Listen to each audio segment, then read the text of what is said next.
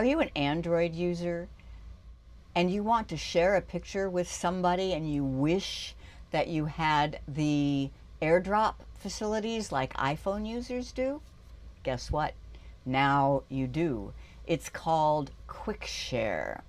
So I have a photo on my Android Samsung phone and I want to give it to Jim's phone without going through the internet, without sending it to an email.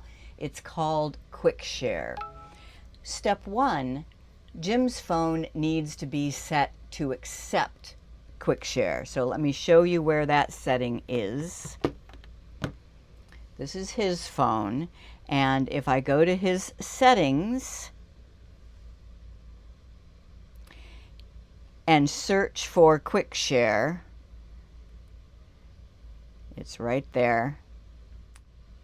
Notice it says who can share with you. Contacts. Well, I'm certainly in his contacts, but what if we're at a party and it's somebody else that took the picture that he wants? You tap there and you can choose everyone nearby or everyone for 10 minutes so that you don't unintentionally get pictures sent at other times. I'll choose everyone for 10 minutes. And you can also do that, by the way, through the quick settings.